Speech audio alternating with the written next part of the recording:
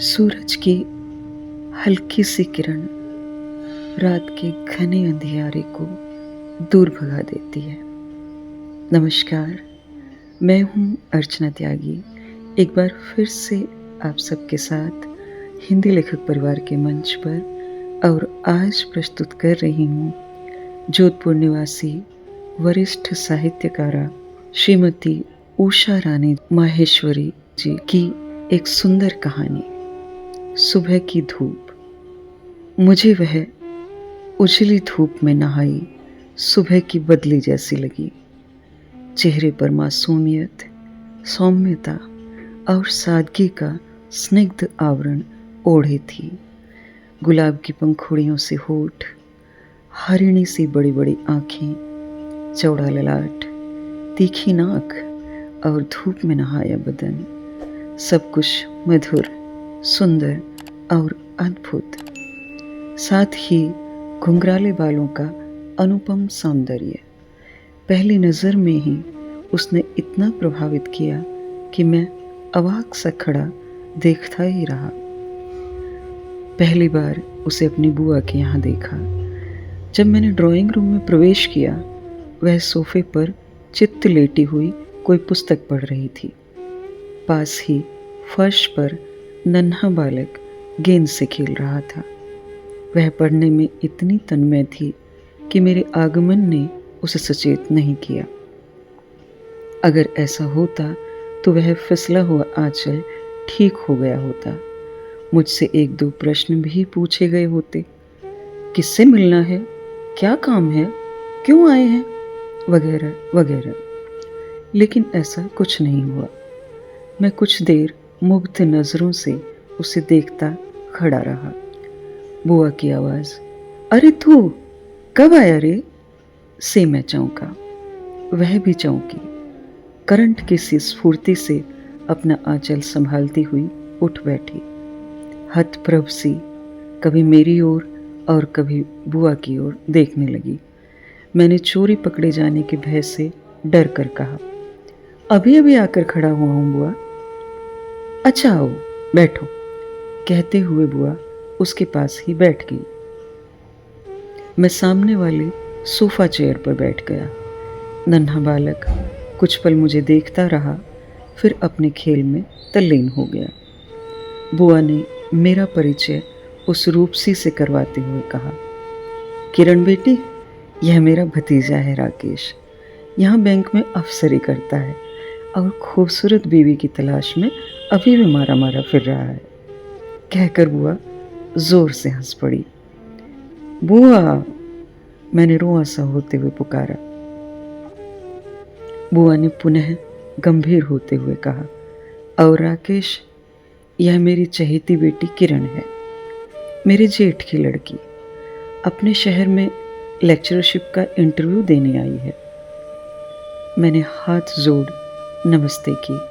प्रत्युत्तर में हाथ जुड़े, आवाज नहीं निकली। पर जाने क्यों मैं अपने को बेहद प्रसन्न अनुभव कर रहा था। बुआ से बातें करते हुए मेरी आवाज चहक रही थी। वह मूक श्रोता बनी बैठी रही। मैं कभी उसे देखता, कभी उस नन्हे बालक को। बातों के बीच बुआ को चाय याद आ गई। क्यों किरण बेटी, फर्स्ट क्लास चाय पिलाओगी? राकेश, किरण चाय बहुत अच्छी बनाती है। वह तुरंत उठी, हाथ की किताब को एक और रख बुआ की पूरी बात सुने बिना ही किचन की तरफ चली गई। उसके जाते ही नन्हा फूल कसमसाया। मैंने उसे गोद में उठा लिया, उसे दुलारते हुए कहा, कितना प्यारा सुंदर बच्चा है। बुआ के चेहरे पर उदासी छा गई। एक गहरा निश्वास छोड़कर बोली, काश प्यारे सुंदर बच्चे के भाग्य भी सुंदर होते। ऐसा क्यों कहती हो बुआ? मैंने जानना चाहा। बुआ ने धीमी आवाज में बताया, जो बच्चा पैदा होते ही पिता के साए से अलग हो जाए, वो सुंदर भाग्य वाला कैसे होगा? मुझे बुआ की भाग्यवादी बात अच्छी नहीं लगी। हालांकि वह गलत नहीं थी। मैंने संयत और सहज आवाज में जैसे उनका विरोध करते हुए कहा, बुआ, जब बाग में नए फूल लगते हैं तब क्या पुराने फूल डाल पर लटके ही रहते हैं? तो इसमें क्या नए फूलों का कसूर है कि पुराने फूल क्यों झड़ गए या क्यों तोड़ लिए गए? बुआ ने तीखी नजर से घूरते हुए कहा, तू तो अच्छी खासी कविता करने लगा रे। बुआ, मैंने कविता नहीं की है, सिर्फ एक सच्चाई सामने रखी है। इसके पिता नहीं रहे तो इसका क्या कसूर है? मैंने बच्चे को प्यार से देखते हुए कहा। इतने में किरण चाय ले आई। उसने मुझे चाय का प्याला दिया। सरसरी निगाह से मुझे देखा। उसकी आंखें खूबसूरती के बावजूद निराशा में डूबी थी। मेरा अंतर्मन सिहर उठा। बच्चे को उसकी गेंद देकर फर्श पर बिठा दिया उसने। फिर बुआ को चाय देकर उसके पास ही बैठ गई। मैं उसे देखता रहा। चाय पीते हुए बुआ ने कहा, किरण को देख रहा है ना, किस कदर जिंदा लाश सी दिख रही है।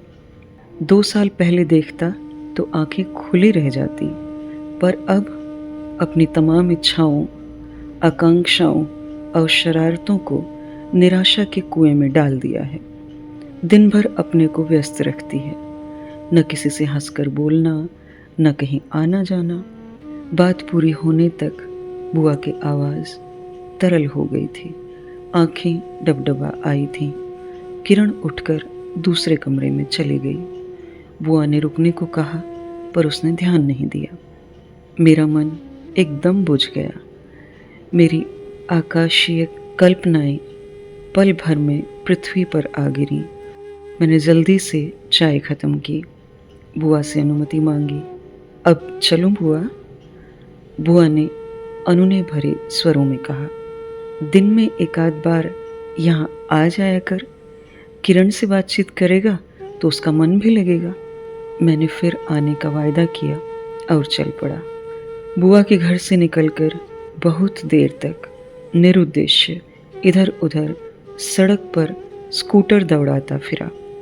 किरण की मासूम छवि मस्तिष्क पर अधिकार जमाए जा रही थी। भुलाने के प्रयत्न में और अधिक याद आ रही थी। बार बार उसका चेहरा आंखों में बिंबित हो रहा था और वह फूल सा सुंदर बच्चा। मेरा मन एक स्वर्णिम आनंद की अनुभूति से भर उठा। एक अरसे पश्चात महसूस हुआ कि जो प्रतिज्ञाएं की थीं वे व्यर्थ थीं। कहाँ तो मैं आजीवन ब्रह्मचारी रहने की प्रतिज्ञा दोहराता रहता था और कहाँ अब अपने हृदय में मासूम सौंदर्य की गुदगुदी महसूस कर रहा था। अगले 2 दिनों तक बुआ के यहाँ नहीं जा सका और न ही उस रूपसी को एक पल के लिए भी भुला सका। तीसरे दिन सुबह ही सुबह बुआ का फोन आया, राकेश, बैंक से छुट्टी ले लेना और जल्दी तैयार होकर आ जाओ। किरण को लेकर यूनिवर्सिटी जाना है, आज उसका इंटरव्यू है। और अब मैं अपने को रोक नहीं पाया। शीघ्र तैयार होकर बुआ के यहाँ जा पहुँचा। सुबह के 9 बज चुके थे। किरण सफ़ेद लिबास में अप्सरा सी लग रही थी। चेहरा प्रफुल्लित था, मगर सूनी सूनी आंखों में तैरती उदासी और उजाड़ मांग को देखकर मेरा अंतर्मन पीड़ित हो उठा। वह नियति का क्रूर मजाक ही था कि समय से पहले ही सौंदर्य मुरझाने को मजबूर था। मुझे अपने सामने देख क्षणांश को वह सिमट गई। नई दुल्हन की तरह सफ़ेद लिबास के बावजूद वह मुझे ऐसी ही लगी। बुआ ने मुझे देखते ही कहा, किरण तैयार है, ठीक से ले जाना। जब तक उसका इंटरव्यू हो वहीं बैठे रहना। कुछ समय पाकर कहा, घुमाने भी ले जाना। दिन भर घर पर बैठी बैठी बोर ही होती है। मैंने स्वीकृति में सिर हिलाते हुए कहा, मैंने आज बैंक से छुट्टी ले ली है। आप चिंता नहीं करें बुआ, अब चलें? मैंने किरण की ओर देखा। वह अपने मुन्ने को देख रही थी। वह खेल में तल्लीन था। दरवाजे पर आकर किरण ने बुआ के चरण छुए। बुआ ने ढेर से आशीर्वचन कहे। मैंने स्कूटर स्टार्ट किया। वह चुपचाप पिछली सीट पर आ बैठी। सड़क खराब होने के कारण जहाँ तहाँ स्कूटर धचकोले खाता तो किरण का हाथ मेरी पीठ से जा टकराता और अगले ही पल हट भी जाता। उसके कोमल स्पर्श से मेरे तन में अजीब सी सिहरन होने लगी। मन न मालूम कहाँ कहाँ उड़ा जा रहा था। लगा जैसे बेलगाम का घोड़ा हूँ और दौड़ा जा रहा हूँ। इंटरव्यू कमरे के पास पहुँचने पर देखा, वहाँ इंटरव्यू देने के लिए बहुत सारे लोग बाग उपस्थित हैं। उन्हें देखकर किरण की नर्वस आवाज़ ने कहा, यहाँ मेरा नंबर आना मुश्किल है। ऐसी बात नहीं है, आपकी अपनी योग्यता है, ज़रूरी नहीं है कि वह दूसरों से कम सिद्ध हो। आप तो निश्चिंत होकर इंटरव्यू दीजिए, मैंने उत्साहित करने के लिए कहा। हम दोनों कुछ देर खड़े रहे। थोड़ी देर में क्लर्क ने आकर औपचारिक पूर्तियाँ की। इंटरव्यू शुरू होने में थोड़ी देर थी। हम दोनों वहीं रखी कुर्सियों पर बैठ गए। करीब 1 घंटे बाद इंटरव्यू शुरू हुआ। किरण का नंबर काफ़ी देर से आया। उस दौरान किरण बराबर एक मोटी सी किताब के पन्ने उलटती रही। इंटरव्यू में जाने से पहले उसने वह किताब मुझे दी और अपनी फाइल संभाल कर उठ खड़ी हुई। मैंने मुस्कुरा कर कहा, बेस्ट ऑफ लक। वह धन्यवाद देकर चली गई। लगभग 20 मिनट में लौटकर आई तो चेहरे पर मुस्कुराहट थी। मैंने पूछा, कैसा रहा इंटरव्यू? वह बच्चों की तरह किलक उठी, एकदम फर्स्ट क्लास।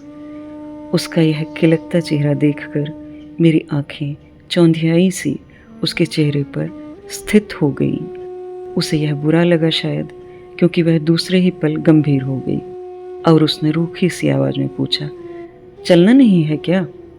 मैं चौंका, हड़बड़ाहट में उठ खड़ा हुआ। ऐसा महसूस हुआ जैसे कोई चोर रंगे हाथों पकड़ा गया हो। मैंने स्कूटर की ओर बढ़ते हुए पूछा, रिजल्ट कब तक आउट होगा? करीबन 1 माह में, उसकी सपाट आवाज़ ने कहा। फिर भी मैंने बुआ की हिदायत मानकर घूमने का प्रस्ताव रखा, जिसे उसने रिजेक्ट करते हुए कहा, नहीं, घर पर मुन्ना रो रहा होगा। उसकी आंखों में गहरी उदासी उतर आई थी। हम सीधे बुआ के घर लौट आए। बुआ ने साग्रह खाना खिलाया। खाने के दौरान ही बुआ ने बताया, किरण कल सुबह ही लौट रही है। इतनी जल्दी? एकदम मेरे मुंह से निकल पड़ा। मैंने किरण की तरफ देखा, लेकिन जवाब बुआ ने दिया, अरे नौकरी लग जाएगी तो यहीं रहेगी, लेकिन यह अपने चाचा से तो मिली नहीं। किरण मेरी ओर ही देख रही थी। नजरें मिलते ही उसके अधरों पर मायूसी भरी मुस्कुराहट छा गई। मैंने ही पूछा, इस बार चाचा बहुत लंबे टूर पर गए? बुआ ने कहा, सप्ताह 10 दिन को तो जाते ही हैं। किरण के आने के पहले ही दिन गए थे। इसी से कह रही थी 2-4 दिन और रुक जाती। मैं भी यही कहना चाह रहा था, किंतु किरण ने तुरंत कहा, अभी नहीं चाची, अगर आना हुआ तो रुकूंगी। 1 माह बाद ही किरण लौट आई। उसे ट्रेन में बिठाने के बाद का यह 1 महीना इतना लंबा लगा कि युगांत बीता हो जैसे। पर उसकी नियुक्ति व्याख्याता पद पर हो गई और वह ज्वाइन करने आ गई। सुनकर, उसे देखकर भी मुझे यकीन नहीं हुआ। मेरे लिए वह एक स्वप्न सी हो गई थी, जिसके मोहबंध ने मुझे जकड़ रखा था। यहाँ आकर वह कुछ दिन बुआ के यहाँ रही, लेकिन जल्दी ही अपने रहने की अलग व्यवस्था कर अपने सास ससुर को बुला लिया। इस बारे में मैंने पूछा, इन्हें क्यों बुलाया है? उसका जवाब था, वहाँ ये दोनों अकेले रहते हैं। उनकी इस ढलती उम्र में कोई तो देखने भालने वाला चाहिए, उनकी सेवा करना मेरा फर्ज भी तो है। कहते कहते उसकी आंखें भर आईं। खुशहाली में समय पंख लगाकर उड़ जाते हैं, उसके गुजरने का एहसास भी नहीं रहता, और यही समय दुख परेशानी के क्षण से खींचकर युग लंबा हो जाता है। हमारे साथ ऐसा ही तो हो रहा था। किरण गुजरे हुए हादसे से इस तरह जुड़ी हुई थी कि जैसे उसके पति की मौत अभी अभी हुई हो। बात बात में उसकी आंखें नम होकर कह जाती, लेकिन मैं ठीक उल्टा सोच रहा था। 24 घंटे में उससे इस तरह बंध गया कि कहीं पर भी रहता लेकिन लगता उसके सामने हूँ। होठों पर गुनगुनाहट उभर आती, आंखों में चमक, पता ही नहीं कब शाम हो जाती। मैं अक्सर बैंक से छूटते ही किरण के घर पहुंच जाता। अब हमारे बीच अजनबीपन नहीं रह गया था। हम अनेक विषयों पर बातचीत भी करते। वह यूनिवर्सिटी की बातें बताती, मैं अपने बैंक की। इस बीच मुन्ना उपस्थित होकर भी बातचीत से गायब रहता। उसके सास ससुर भी हमारे बीच उपस्थित रहते, लेकिन नाराज होने के बजाय हमारी बातचीत में शामिल होते, और मुन्ना हम चारों को अपनी बाल क्रीड़ाओं से खिलाता रहता।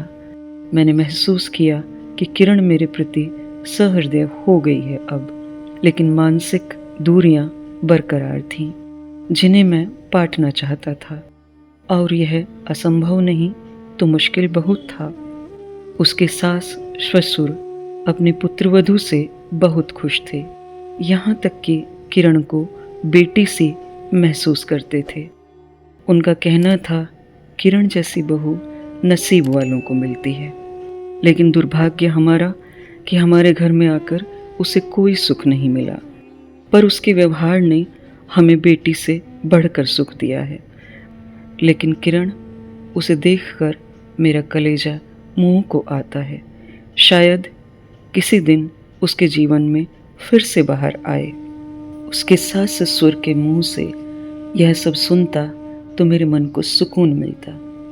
पर किरण के मन की कौन कहे, क्या वह दोबारा विवाह करना चाहेगी? क्योंकि जब भी उसके सास ससुर उसके बारे में कुछ भी कहने लगते, वह अनमनी सी हो जाती, कभी कभी उठकर इधर उधर भी चल देती।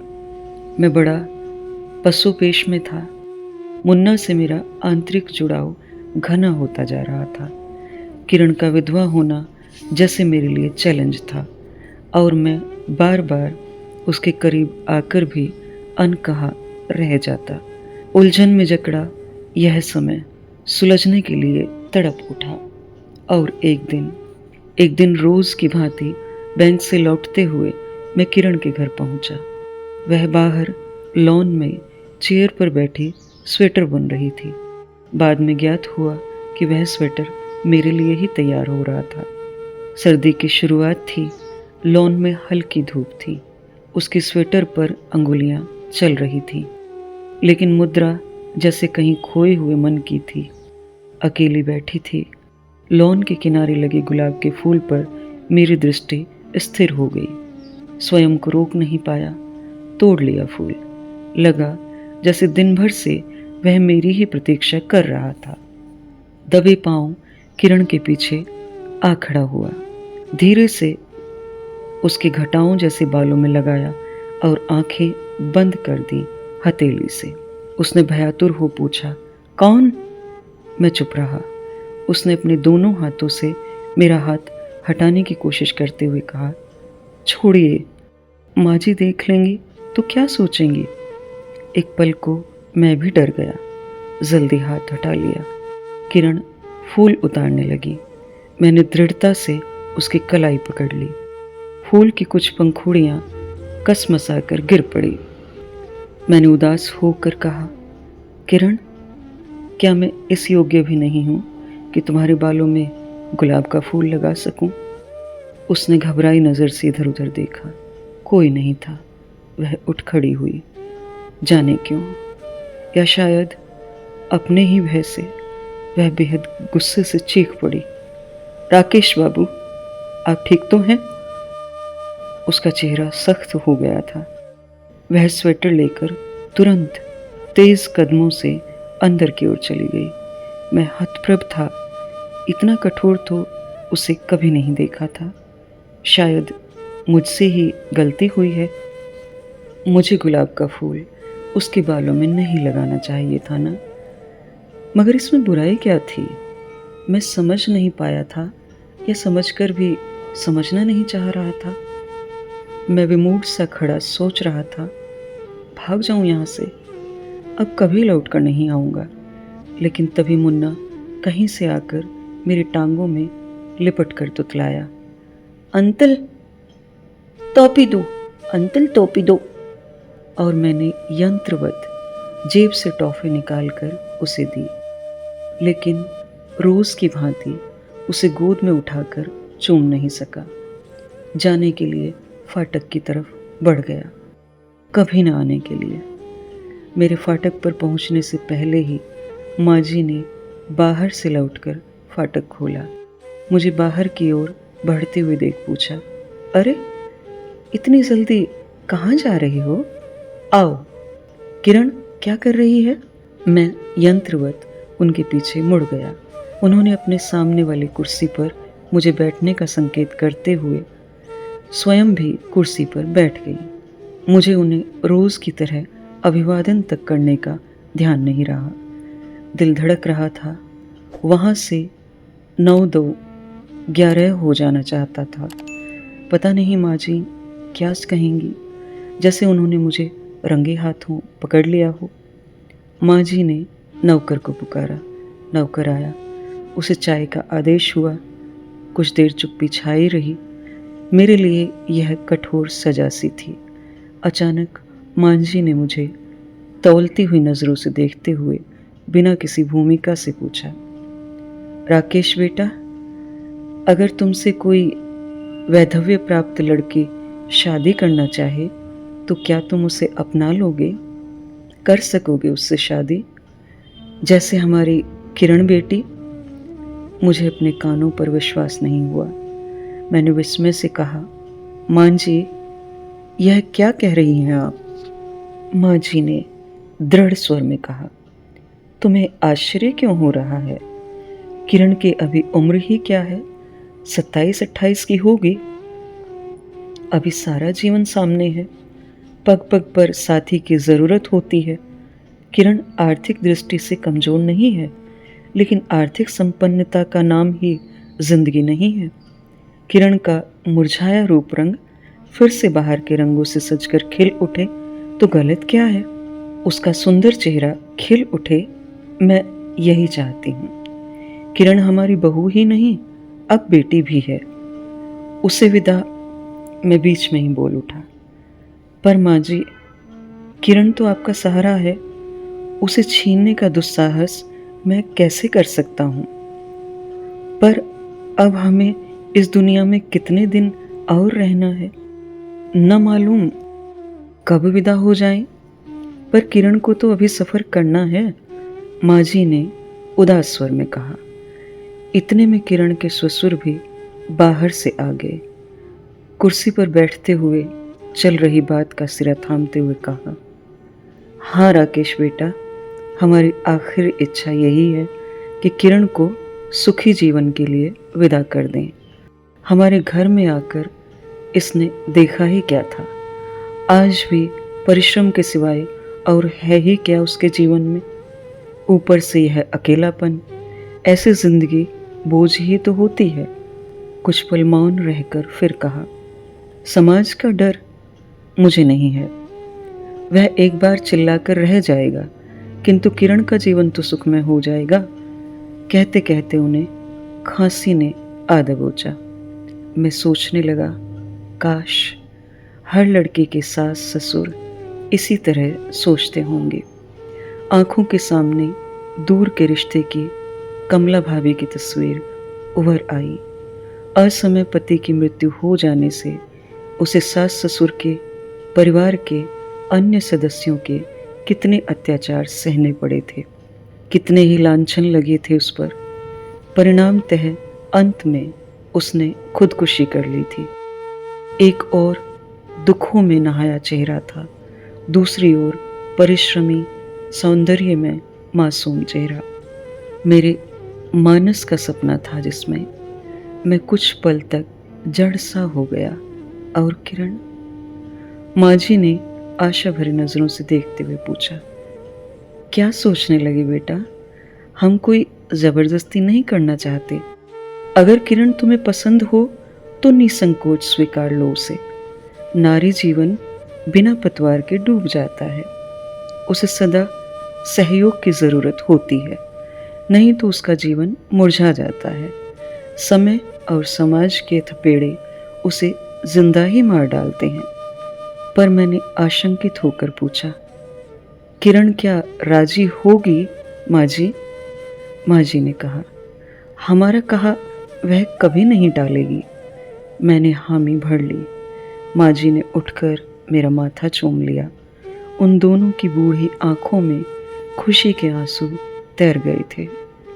नौकर चाय ले आया तो माँ जी ने कहा, राकेश जाओ, किरण को बुला लाओ। मैं उसे बुलाने घर के अंदर की ओर चल दिया।